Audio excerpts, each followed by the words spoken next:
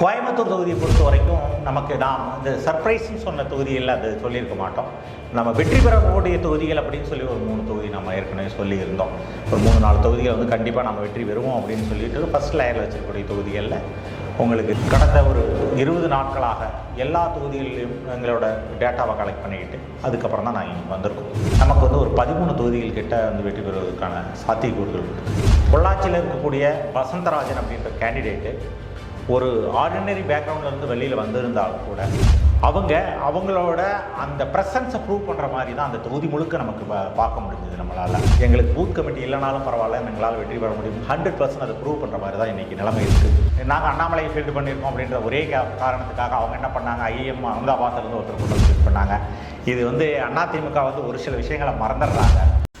நாங்கள் அரசியல், சாதி, மதம், நிறம் இன்றி நடுநிலையாக இயங்குகிறோம்.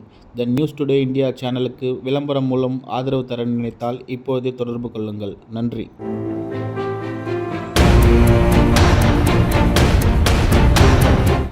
வணக்கம். உங்களுக்கு பேங்கில் வேலை செய்ய கனவு இருக்கா? உங்களோட கிராஜுவேஷன் 50% மேல இருக்கா? உங்களுடைய வயசு 26க்கு மிகாமல் இருக்கா? உங்களோட கனவை நினைவாக்க ஐபிபி சென்னையில ஜாயின் பண்ணுங்க. பிரைவேட் பேங்க்ஸ்ல வேலையில சேருங்க. மேலும் விவரங்களுக்கு கீழே உள்ள இணையதளத்தை அணுகவும். The news today India channel நேயர்களுக்கு வணக்கம். இன்றைய விருந்தினர் திரு செந்தில் அவர்கள் பாஜகவோட election committee state analytical and strategy விங்கோட பிரசிடென்ட்டாக இருக்கார். வணக்கம். இப்போ இன்றைக்கி நம்ம வந்து உங்கள் கருத்து கணிப்பு நம்ம இன்றைக்கி பார்க்க போகிறோம். எல்லா சேனலும் கருத்து கணிப்பு வெளியிட்டாங்க.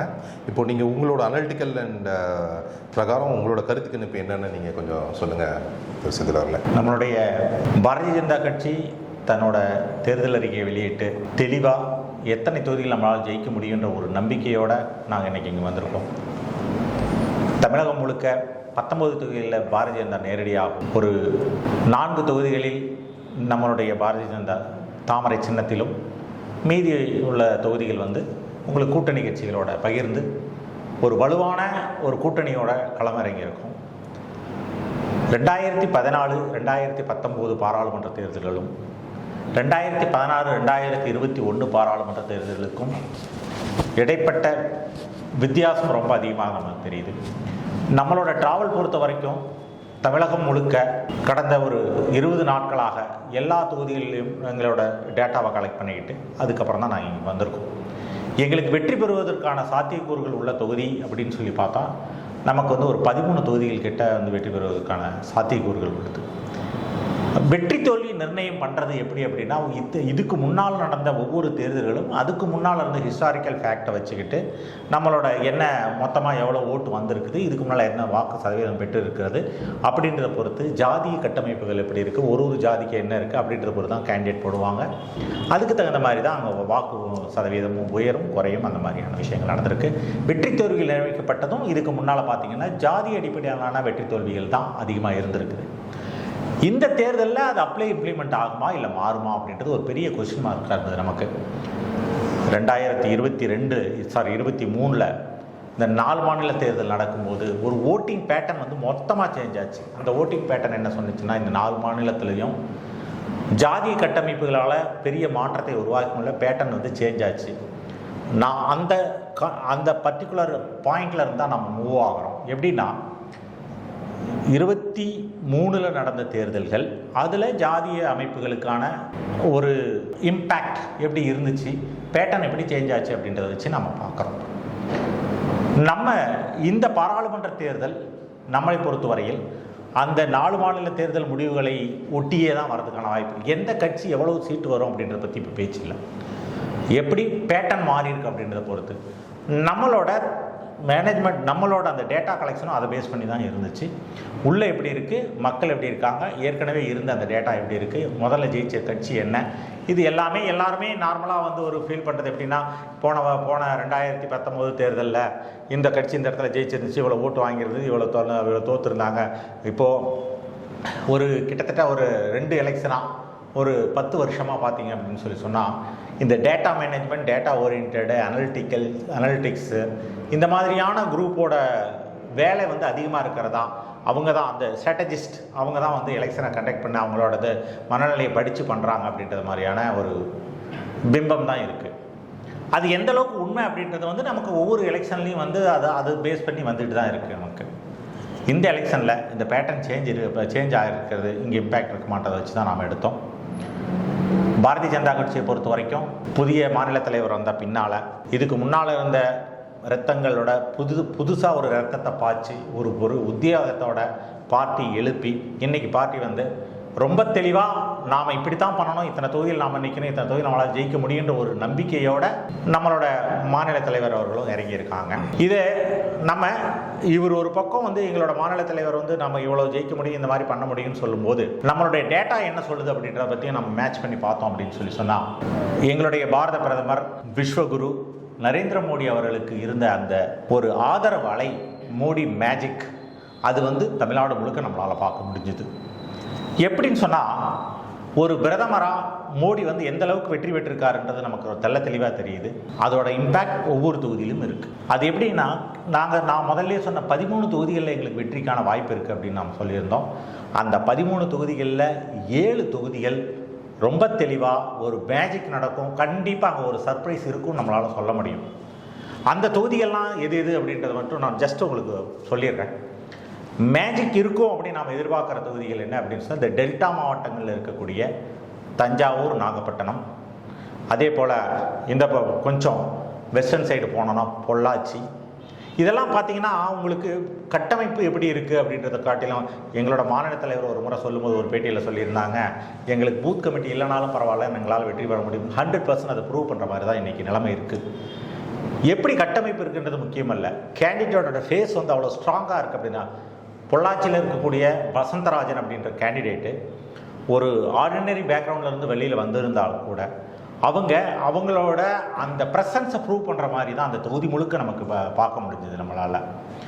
வேற நீங்கள் அப்படியே கொஞ்சம் நீங்கள் முன்னால் வந்தீங்க அப்படின்னு சொன்னால் இந்த சென்னை சென்ட்ரல் பகுதியை பொறுத்த வரைக்கும் நமக்கு வினோஜ் அவர்களும், அதே போல் வந்து திருவள்ளூரில் பொன்பால கணபதி அவர்களும், அதே போல் உங்களுக்கு நார்தன் மெட்ராஸில் இருக்கக்கூடிய பால் கனகராஜ் அவங்களும், இவங்கெல்லாம் ஒரு மேஜிக்கை வச்சுருக்காங்க. அந்த மேஜிக் எப்படி ஒர்க் அவுட் ஆகுன்றது எலெக்ஷன் முடிஞ்ச பின்னால் தான் நமக்கு தெரியும். ஸோ இன்றைக்கி ஓவராலாக பார்த்தோம் அப்படின்னு சொன்னால் 13 தொகுதிகள், அதில் ஒரு 7 தொகுதிகள் மேஜிக் உருவாக்கும். மீதி மேஜிக்கோடு வரதுக்கான வாய்ப்புகள் இருக்குது, சர்ப்ரைசஸ் கொடுக்கறதுக்கான வாய்ப்புகள் இருக்குது. கன்னியாகுமரி மாவட்டத்துக்கும் கன்னியாகுமரி தொகுதி பாராளுமன்ற தொகுதியை பொறுத்த வரைக்கும் இருக்கக்கூடிய 6 சட்டமன்ற தொகுதியில் நம்மளுடைய எம்ஆர் காந்தி எம்எல்ஏவாக இருக்காங்க, அது ஒரு தொகுதி இருக்குது. விளவங்கோடை பொறுத்த வரைக்கும் அவங்க காங்கிரஸ்லேருந்து எம்எல்ஏ இங்கே வந்திருக்காங்க, அது ஒரு. இந்த ரெண்டுமே வந்து ஓப்பனாக ஒரு பேட்டர்னில் நம்ம சொல்லியிருக்கு. எதிர்த்து போட்டி எடுக்கக்கூடிய 2-3 கேண்டிடேட்ஸ் இருக்காங்க.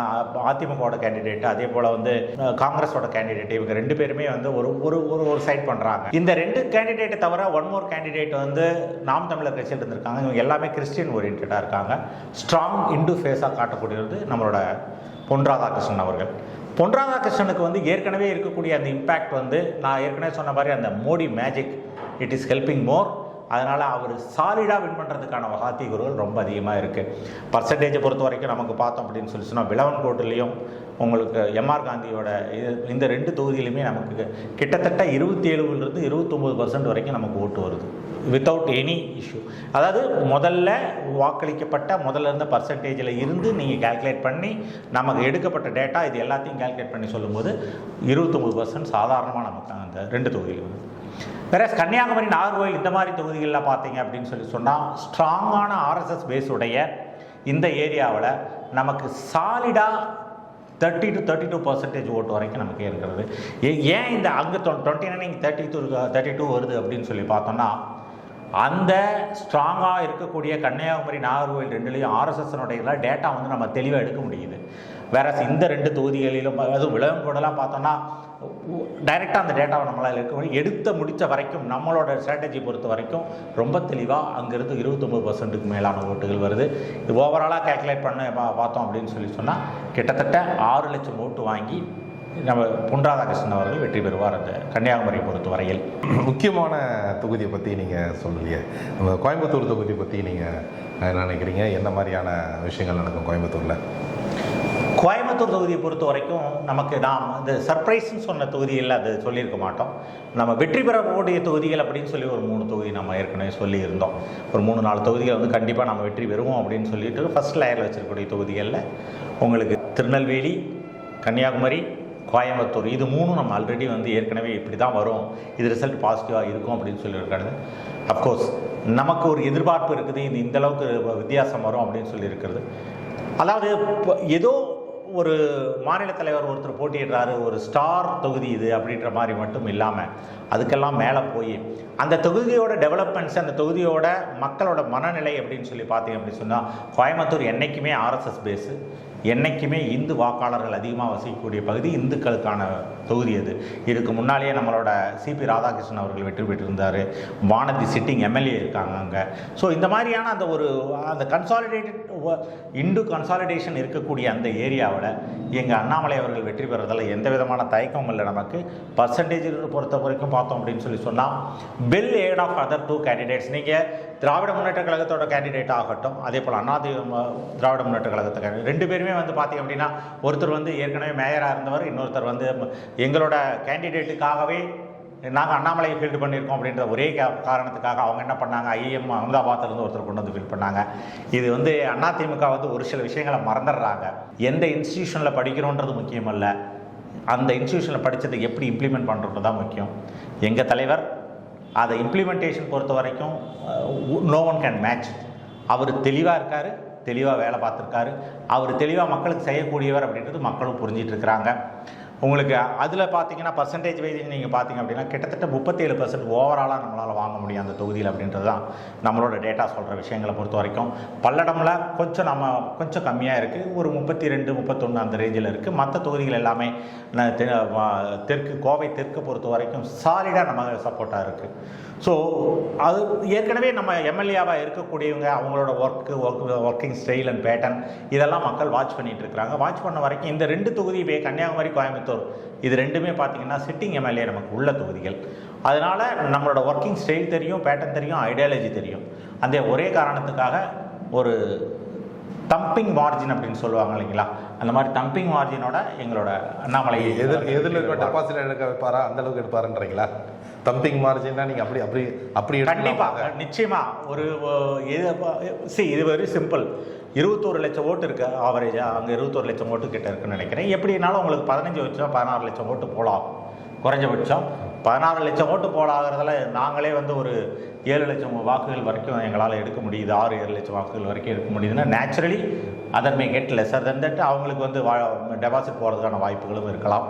நம்மளை பொறுத்த வரைக்கும் என்னென்னா, நாங்கள் ஜெயிக்கிறது மட்டும்தான் பார்க்குறோமே தவிர, எங்கள் தலைவர் வந்து அவர் ஜெயிக்கிறத நாங்கள் எப்படி வெற்றி பெற்று வெளியில் வரணும் தான் பார்க்குறோமே தவிர, எதிராளி டெபாசிட் போகிறது போகாத இருக்கிறத பற்றி நாங்கள் இல்லை. நீங்கள் சொல்கிறீங்களே தம்பிங் மார்ஜின் சொல்ல வரீங்களே, அதுக்காக நான் கேட்குறேன். ஸோ அந்தளவுக்கு வால்யூம் எடுத்து அண்ணாமலை வந்து வெற்றி பெறுவார், ஸோ அண்ணாமலை வெற்றி பெற்று அடுத்த மினிஸ்டர் ஆவார் அப்படின்ற மாதிரி எதனா? கண்டிப்பாக இதில் வந்து இதெல்லாம் வந்து சில சொல்லுவாங்க இல்லைங்களா, நமக்கு இந்த மாதிரி கேள்வியெல்லாம் வரவே வேண்டிய அவசியமே கிடையாது. அண்ணாமலை அவர்கள் வெற்றி பெறுவார். ஜூலை 4க்கு அப்புறம் அமைக்கக்கூடிய பாராளுமன்றத்தில் மோடி தலைமையில் வந்து அவர் ஒரு அமைச்சராக நிச்சயமாக பங்கு பெறுவார். கண்டிப்பாக இது நடக்கும்.